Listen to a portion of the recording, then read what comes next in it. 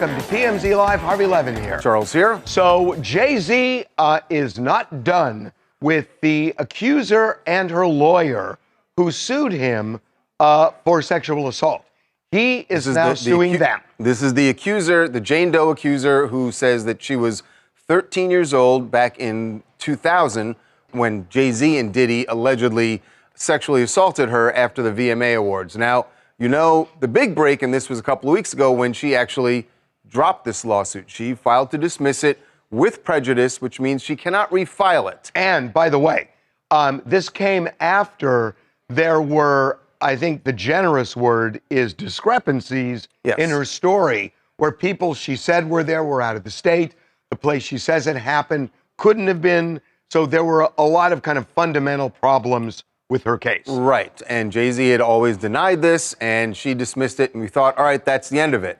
Not so. Not for Jay-Z. He has now filed a lawsuit against the Jane Doe accuser, and I think more importantly here, her attorney, Tony Buzbee. That is the reason he's doing this. It's not her. It's him. He and Tony Buzbee are locked in a death match here, a legal death match, and neither side is backing down.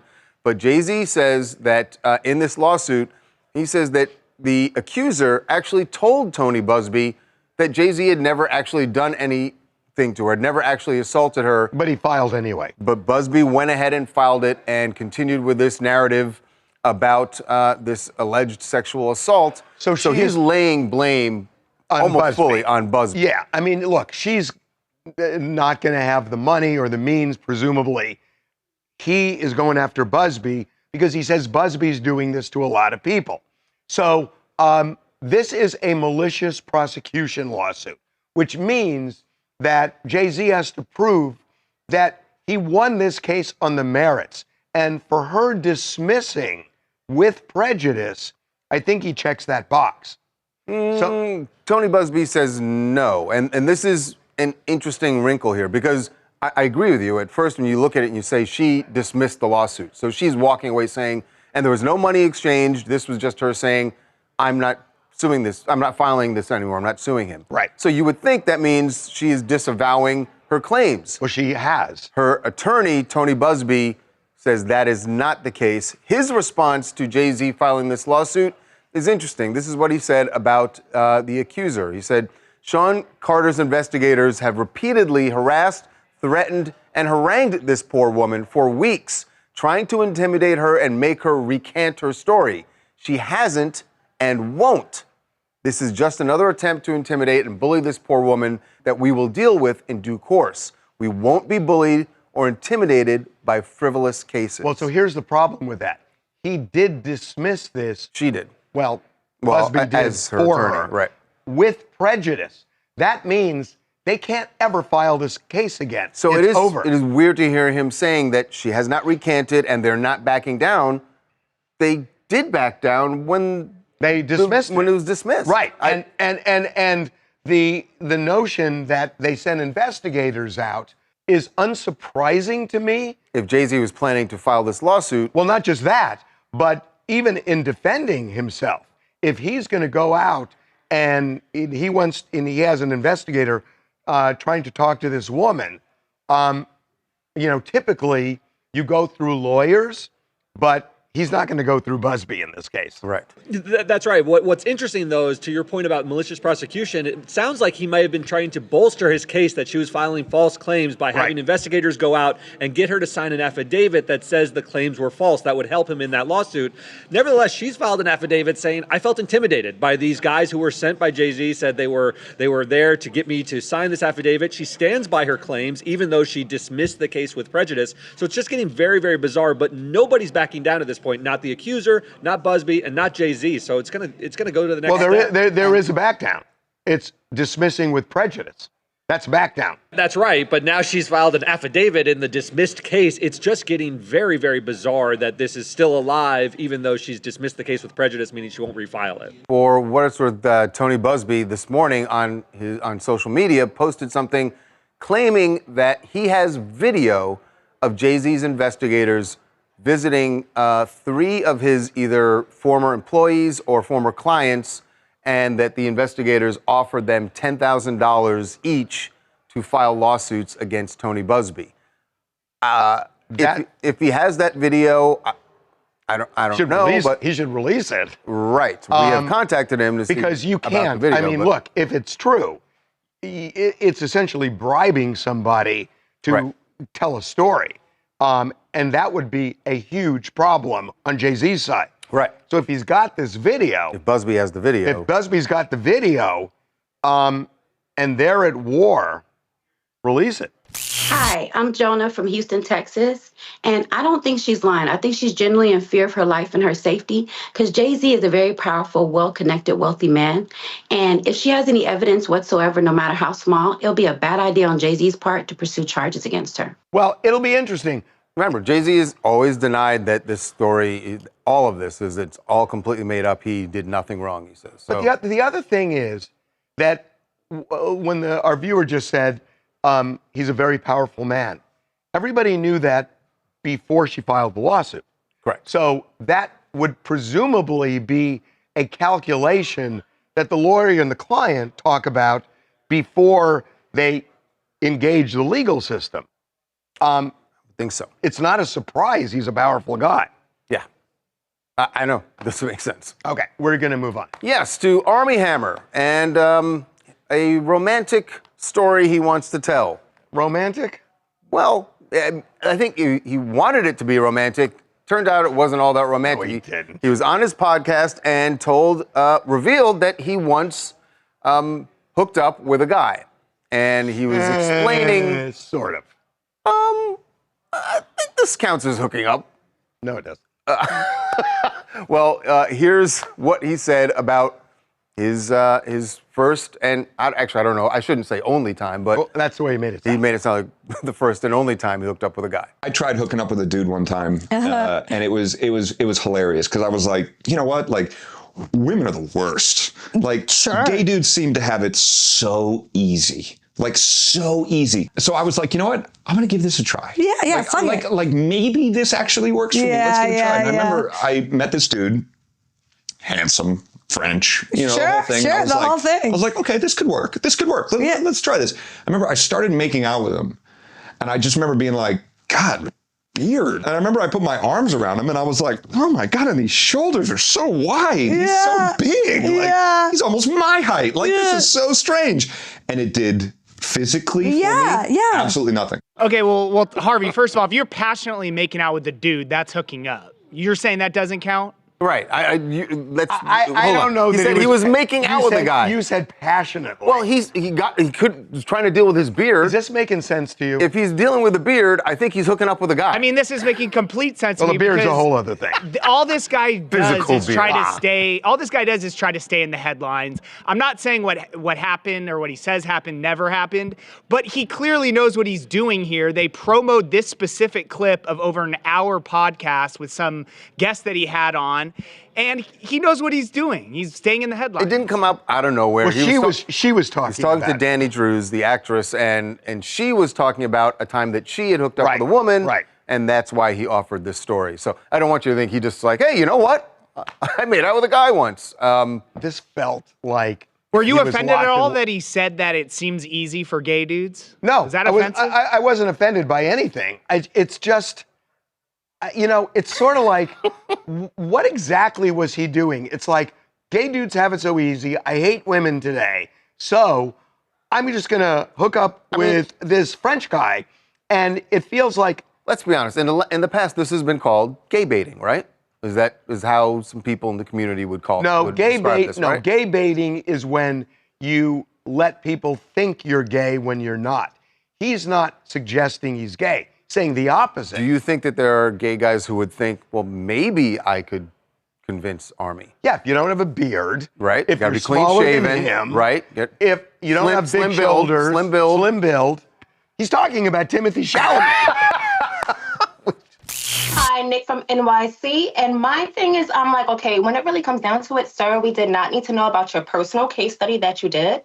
We don't need to know about your investigation, and we don't need to know about your fact finding. Certain things are better left unsaid, and this story right here, in my opinion, was one of them. The fact finding.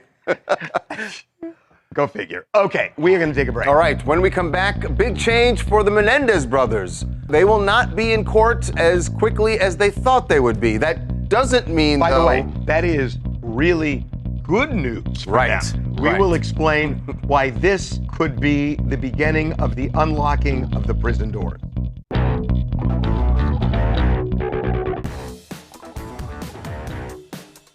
Some big news today for the Menendez brothers, which on its surface might seem like a blow. A big blow to their efforts to get out of prison. The resentencing hearing that was scheduled for later this month is now delayed. Without a specific date in the future. Right, which This might seem... was the hearing where a judge would decide, should we, or should I, change their sentence, reduce it from life without parole, so that the parole board could then have a hearing their case, right, and decide if they should get out. And if they do get out, then it would go to the governor, and the governor would make the ultimate decision. Right. That's what would have happened in court, but that is not going to happen. The reason this is not upsetting, I think, to the Menendez brothers is this is already happening because Governor Newsom, we broke this story last week, Governor Newsom has already put the parole board on the case and has asked them to do a risk assessment to evaluate, is there a risk to the public if the brothers are allowed out of prison? And they're going to ultimately look at whether they're rehabilitated. So essentially, the governor has rendered this resentencing hearing irrelevant because the best the Menendez brothers could hope for is it going before the parole board. Newsom has already done that now.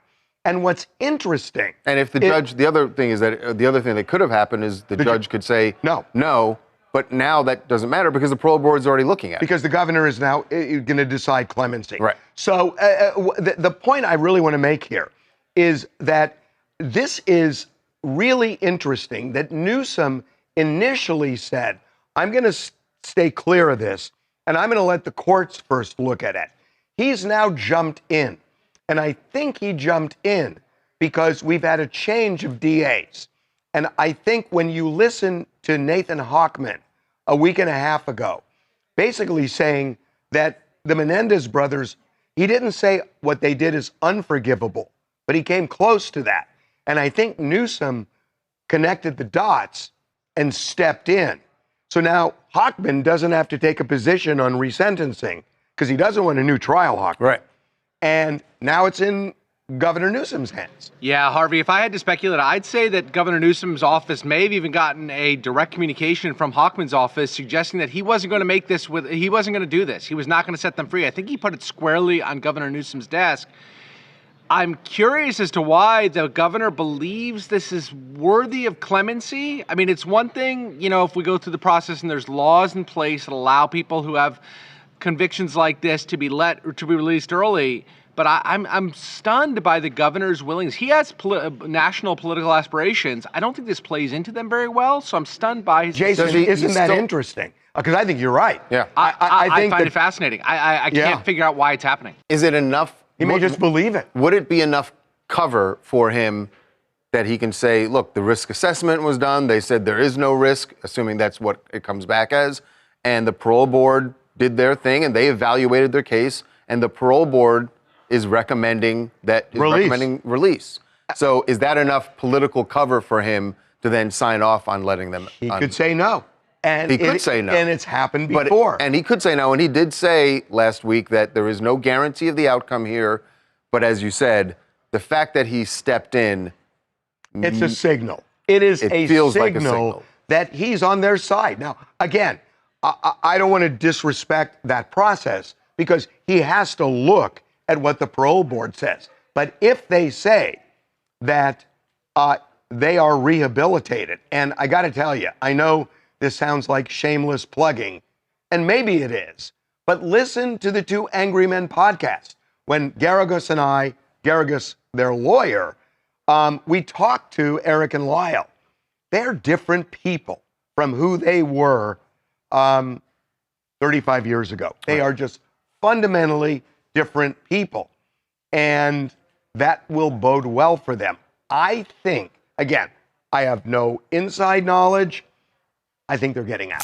Tammy Story from Oceanside, California. So I've been reporting on the Menendez story for quite a while, and I honestly feel that everything that the LA district attorney, the new one and the old one, I think they made it all political, and it just doesn't have to be that way, as well as Newsom. So I hope that the parole board comes through for them. They have done so much good in prison, and they deserve to be released. I think another thing that's going to happen here, in addition to the evaluation that the parole board is doing and this risk assessment, I got to imagine that Governor Newsom is taking the temperature, not just in California, but nationally, on how people would feel if he makes this decision. Ship has sailed. Ship has sailed. But ultimately, he can still say no when it gets to his desk. But he's not going to do it if the parole board says they're rehabilitated. But Harvey, if he's not going to do it. He's not going to. We agree about his national aspirations, right? Yes. Okay. So you think he's just going to ignore whatever the public thinks about this? I think he's got to feel strongly enough that this one he knows is going to piss off a certain percentage of people, but he's going to do it anyway. I mean, I agree with you, and it surprises me, but he has set it in motion. And if he said to the parole board, make an honest evaluation, and they come back, if they say let them out, I don't see how he does it. I hear what you're saying, but as Jason was saying, it is just shocking knowing what his aspirations are. I agree, and I agree with that too. We'll see. Okay, we're moving on. Yes, to Oscar night and a new couple that we saw that night, and everyone is wondering, are they actually a couple? Talking about Chelsea Handler and Ray Fiennes, because they were very chummy at the Vanity Fair party after the Oscars, and in fact were photographed leaving together. Well, now we have some intel about what's going on between them. How do you know she's not leaving with the guy on her left shoulder? Because we know where they went when they got in the car. Good answer. And what happened the rest of the night. Good answer. They were hanging out together, and it's certainly, from what we are told, it is an early relationship. And it is an early relationship. I've spoken to a couple people close to both of them. So what you see in those photos from over the weekend is they were leaving the Vanity Fair party together. They got in the same car. They went to Madonna. You know, she has that big party every year. That party went well into the morning, I'm told. And they spent the morning hours together. This is very casual, I guess is the best way to put it. They're like talking, getting to know each other. The talking started actually after they did a bit together during the Critics' Choice Awards a couple months ago. Okay. Well, yes, right. She made a couple jokes about his roles, and no matter what role he played, she still wanted to bang him. And then she made a Putin joke also. Anyway, it worked. If she was doing it to flirt with him, clearly it worked. It worked. Alana Nicole out of Los Angeles. And I gotta say, this pairing was not on my bingo card for 2025. But I mean, opposites attract, right? He had Dumbledore killed. Chelsea's hilarious. Match made in heaven. There you go. I didn't think of it that way, but you're right.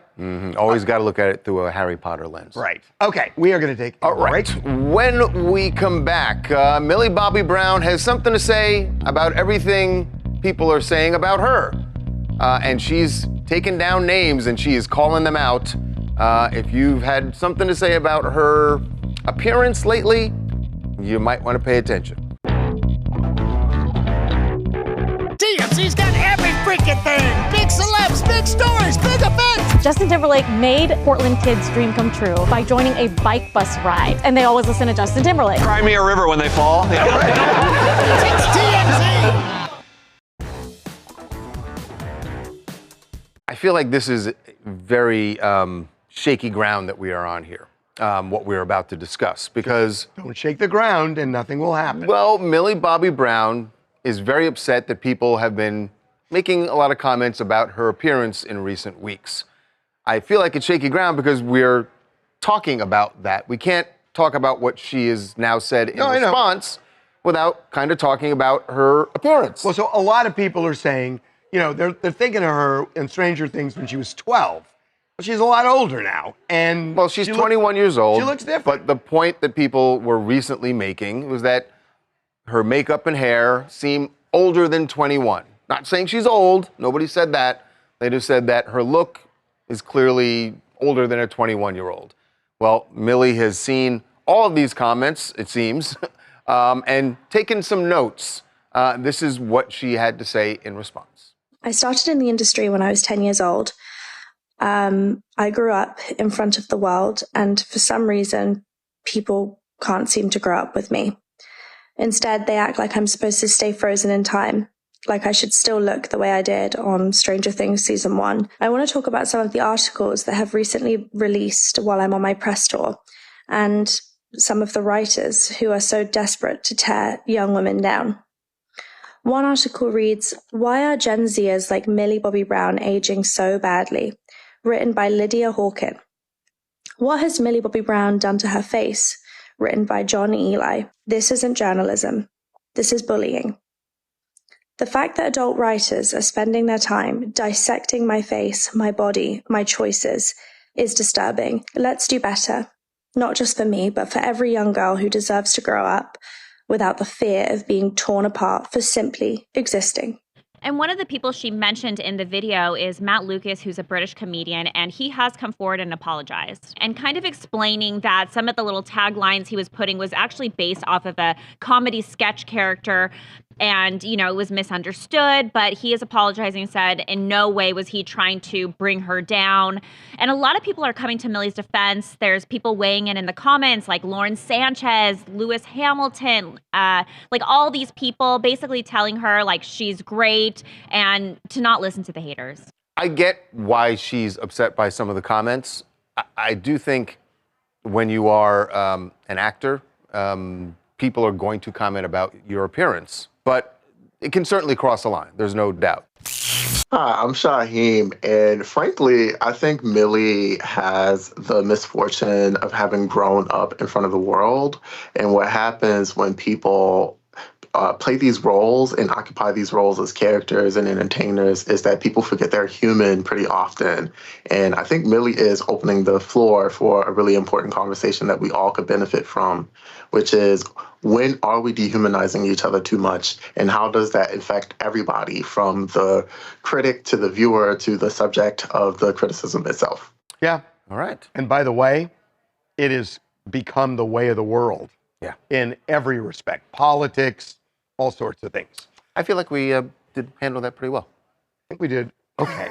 But Millie will let us know, I'm sure. We are going to take a break. All right. When we come back, speaking of criticism, President Trump may be about to get a whole lot of it. He's speaking to Congress tonight about what went down in the Oval Office, what the future is of our relationship with Ukraine, Doge, Elon Musk. It's all going to be on the table. When we come back, we'll be joined by Congressman Mike Lawler, who is a Republican and is supportive of the president, but has a pretty funny impression of the president. He'll be with us when we come back.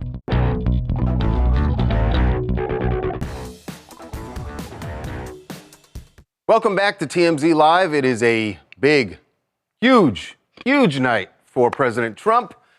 He will be addressing both houses of Congress, talking about, no doubt, about what's going on with Ukraine. And by the way, there's a lot of rumblings about what Democrats are going to do. There's talk they're going to dress up, they're going to clown him, they're going to boycott, they're going to heckle him. So this could be a lively session. It'll definitely be a lively session no matter what is done. Something is going to happen. And while he is addressing both, he'll be talking about Ukraine, but also certainly about Doge, Elon Musk, and just all the things that he's done in a very, very eventful 6 weeks of his administration. One of the members of Congress who will be there watching this very intently is Representative Mike Lawler, U.S. Rep from New York, representing Rockland County.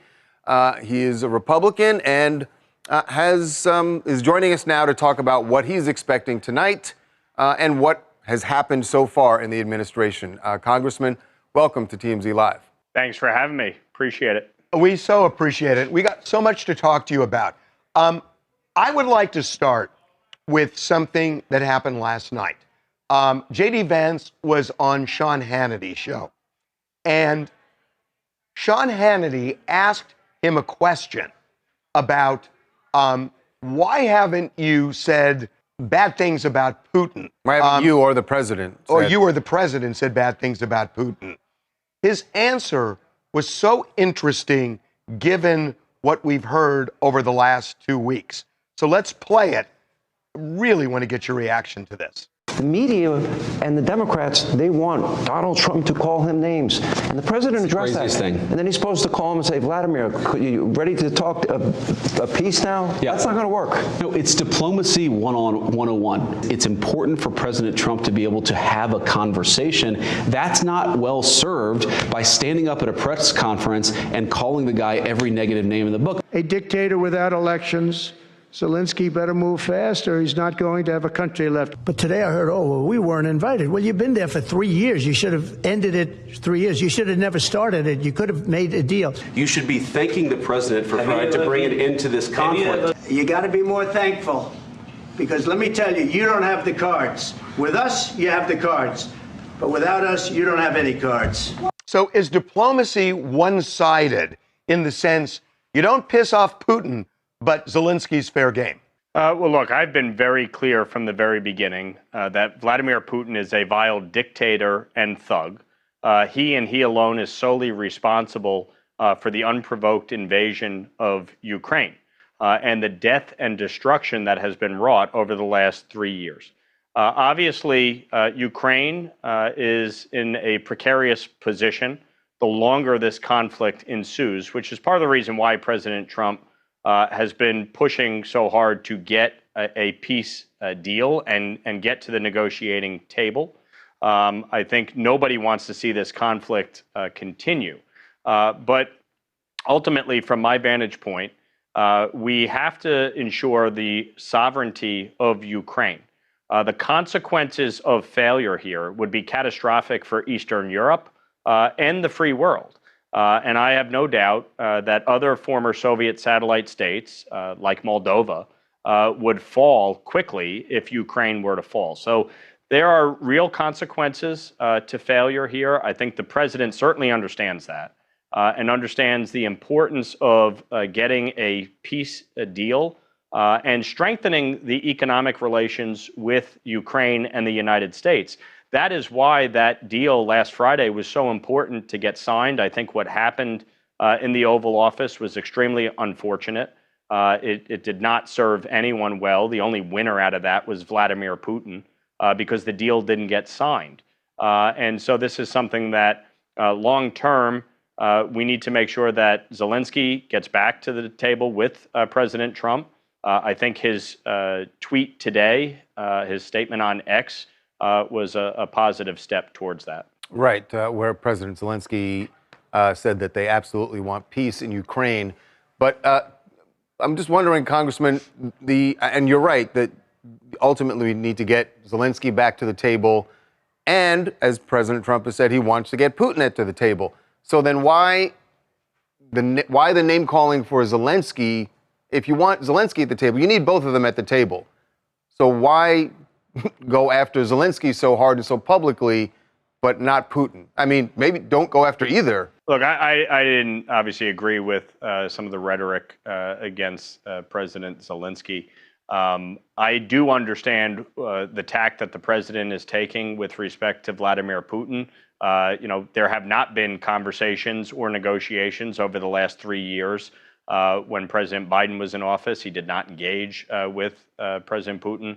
And that obviously makes it difficult to negotiate a peace. The fact is, Putin cares nothing about human life. He has proven that time and again.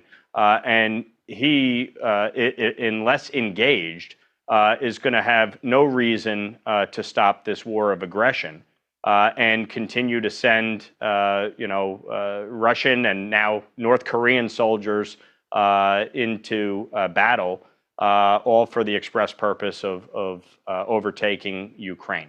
I think no matter how much weaponry we send, the concern is that this is headed towards a stalemate or worse. And that is in large measure why the president is trying to stop this. I think anytime you are engaged in diplomacy, it can get contentious, and there are strong differences of opinion, and sometimes it can get heated. I think it was unfortunate that it spilled out into public view last week, and I think it's imperative that we get this back on track. I saw you last week on the CNN game show. Yeah. I saw a clip. Honestly, I mean, I'm a huge Beach Boys fan. And I told our producers, we have to have Mike Lawler on because there's a lot of important stuff to talk about, but he's got to do this song. So tell us how you created it, and then be the showman and perform it, please. You got it. Funny enough, the very first concert I ever went to was a Beach Boys concert in New Jersey when I was growing up. And so they played this song, and it's always been a favorite song of mine. And, a few weeks ago, I was speaking at the Washington Press Club dinner as one of the Republican speakers. And the crowd was a little tame, so I figured I would entertain them with a little song. So I wrote this while I was sitting on stage. And then when I went up, I performed it live, which I think shocked just about everybody there. And then I performed it again on CNN just last week. But it's in part making jest of obviously President Trump's speaking about taking over Greenland, Canada, Panama, and Gaza. All in good fun. But I'll give you a little live version of it. Please. Aruba, Jamaica, Panama, I'm gonna take you. Bermuda, Bahama, Greenland, come home to your mama. Key Largo, Toronto, Trudeau, why don't we go? Off the Mediterranean Sea, there's a place called Gaza Lago, and that's where you've gotta go to get some USAID. That is unbelievable. I couldn't believe you did this. When I saw it the first time you performed, the first time I saw it was on CNN on Have I Got News for You. How does this go over with the president? I was just shocked. I was like, Congressman Lawler, who is a Republican, I'm just wondering how this goes over with the president. I don't know that he's seen it yet. I did send it to some of his staff. Hopefully he takes it in good humor. Here's the thing, Congressman. Did they respond when you sent it to them? No. Well, we love this song, and it's just a matter of time till the Beach Boys call you. You know that, right? Start working on verse 2 and verse 3. Absolutely. That's I'll sit down pen to paper tonight. Not when he's speaking. Do it later, okay? I'll get some new material tonight. Right. Hey, it's great having you on. Thank you so Congressman. much. Thank you. Appreciate it. Thank you so much. That was so awesome when I saw him do that. We need more of that. Creative. Yeah. He's right. Sense of humor. We are going to take a break. All right. When we come back, Alec Baldwin's wife revealing what he said and felt the day of the Rust shooting when Helena Hutchins was killed. She's going to read back the texts. It is very interesting, and we'll get into this when we come back.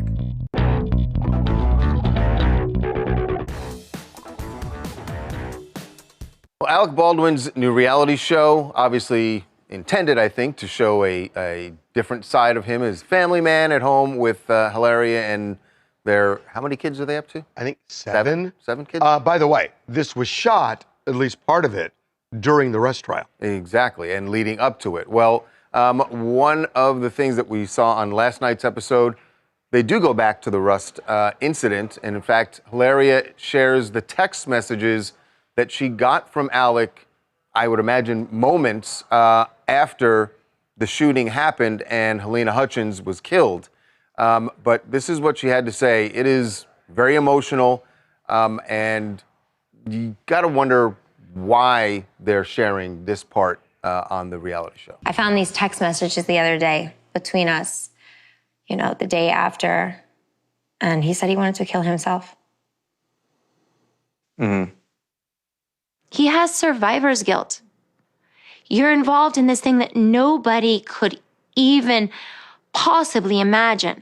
And so it goes back to that day. he wishes it were him.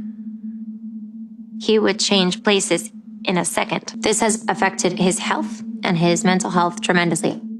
The past few years, all of a sudden, he, has started having heart problems. He's been hospitalized multiple times. It's hard sometimes, but, hopefully we're in the hardest, but the tail end. Yeah, I mean, it doesn't go away once the case gets dismissed. I mean, that's really clear. You would still be going through that. It's just, it is so exposing of his feelings. I'm just surprised that he would want that. Do you think it helps to show, look, he's not that, just to show how much of an impact the incident had on him? I don't think the show is about baking cookies. Well, it's not. I've watched both episodes that are out so far, and the main thing that I've said that this show has done, it has made Alec and Hilaria just look so humanistic. They have spent a lot of time on these last 2 episodes going over what this case has meant for them and their family. And Hilaria has gone out of her way to say that they make sure that their kids know Helena, that their kids' will know Helena, and the legacy and the impact that she has had on their life. So they have really been showing how much this case has not only affected Alec, but you guys said they have 7 kids. All of their 7 kids, there's a scene in the show where their oldest daughter, Carmen, asked Hilaria, Dad's about to go to New Mexico for this trial. Am I supposed to be saying goodbye to him for a long time because they didn't know what was going to happen? If they're showing him getting ready to go to the trial, I guess then it is completely relevant. I just think that it could open you up to criticism that people will look at this and think, oh, he's just doing this. Well, it did. For image. It did. Gloria Allred has now issued a statement saying that she felt it was inappropriate. I believe she's representing Helena's some of mom, Helena's family members who lives live in the Ukraine. Yeah. And is saying that this was tone deaf. Yeah. That's essentially what she's saying. She's also saying that she's filed some paperwork where she wants Alec to sit down for a deposition in front of Helena's parents because she says Alec has never taken responsibility for taking the life of Helena. So she's saying that she now wants to depose him to make him come to New York and testify in front of Helena's parents and give them a breakdown and step-by-step of just exactly how Helena lost her life. And she's planning to do that in the next couple of months. Hi, this is Susan calling from Palm Springs, California, and I think it's so sad that he's having these suicidal thoughts. Survivor's guilt is a real thing and should be taken very seriously. Yeah, I mean, apparently it's affected his health, his heart. When I heard her saying that, I thought about what happened last week when this comedian in New York City approached him and was taunting him and trolling him, saying things about Helena's death and what that must have done to Alec in his head, Yeah, for sure. So. Okay, we're taking a break. All right, when we come back, pretty much everything Meghan does is going to get torn apart, but this one, you might kind of understand a little bit. We will tell you what her haters have to say now.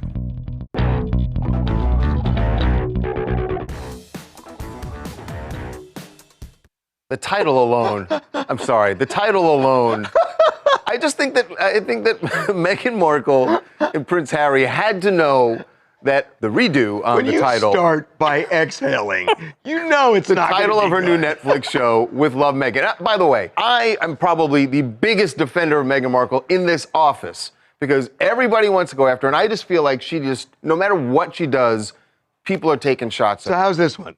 I can't really defend. The title of the show, With Love, Meghan. She's starting up her lifestyle company, and she gathered her employees and her friends at their home in Montecito and wanted to toast everyone.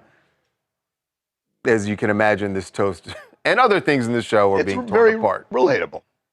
I just want to raise a glass to you guys. This feels like a new chapter that I'm so excited that I get to share, and I've been able to learn from all of you. So just thank you for the love and support. And here we go, there's a business. All of that is just part of that creativity that I've missed so much. So thank you for loving me so much and celebrating with me. I love the backyard. Yeah, isn't it beautiful? Oh my God, it's so beautiful. As a lifestyle show goes, look, it's not my thing, but this seems to be what it is. I haven't seen it, but I read about it. There's a thing about pasta that she makes. So they say that it's very simple. Well, okay, great. Simple is good. Wouldn't it be nice to watch a show and be like, oh, I can actually make that. Yeah, but you're looking at simple stuff in a grand mansion with huge grounds and hoity-toityness. It's all green stuff, too. That looks awful. Okay, well, that looks Mr. awful. Mr. No Salad yeah, no Ever. Kidding. Where's like the chicken or all the good to fries? Have you ever had quiche? Because I think that was quiche. No, I've never. No, I actually think have that never was her had pizza, anything. her version of pizza. That was pizza? Yeah. That was pizza? Thank I think you. that was a Welcome pizza. to my side, Harvey. I think it was a pizza. There's another thing. She is seen on the show wearing a Northwestern sweatshirt. Diana wore that. Or a T-shirt, and Diana famously would wear that. Megan doesn't have any connection. She didn't go to Northwestern, right? No. Did she? No, I don't think so. No. So people think that she's trying to, like, compare herself to Princess Diana, which is never going to go over well. Wait, I think she did go to Northwestern. She did? Yeah, I just looked it up real quick. Yeah, she graduated in 2003. Oh, take that, haters. You know what? Then yeah, exactly. You're on my side now? She wins that. Exactly. She wins that. Megan wins. Hi, I'm Carissa from Miami. If I was, the king currently, I would be livid. This monarchy institution has existed for centuries with or without her. I mean, Queen Elizabeth I, the golden age. There's just so much disrespect to the monarchy that has helped us get to where we are today, especially for women. But like Megan, nobody wants to put you on a movie. You're not on a TV show. You make your own about your fake fairy tale life, and I'm sick of it. It makes me sick to my stomach. We're out of time. Can I ask you one quick question? Yes, sir. Was that pizza? Did you I see? thought you said it was quiche. I thought it was quiche. We went back to the shot, and they are saying it is a quiche. Right. Oh, it is quiche. It is quiche. Ah, thank God. Yeah, it could have been deep dish. I can sleep tonight. Could have been deep Okay, dish we pizza. are going to take a break. All right. When we come back, another Brit under fire for his work in the kitchen. David Beckham, pancake master? Well, he fancies himself that. We'll see if he's any good at it when we come back.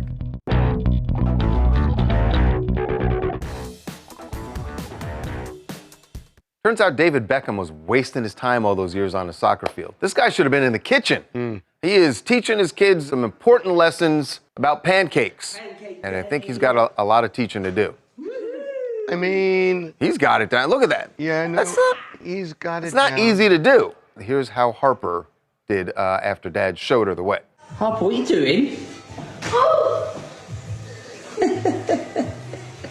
Nice job, and again. Oh my goodness. Oh my goodness. 3-second rule. Oh, Daddy, I love that one. Okay. She got it right the first time. Why have her flip again? Can I give you my takeaway on this? I would love that, yes. I'm never going to retire. Ever. You hate pancakes that much? Wow. What happened to David Beckham? We'll see you tomorrow.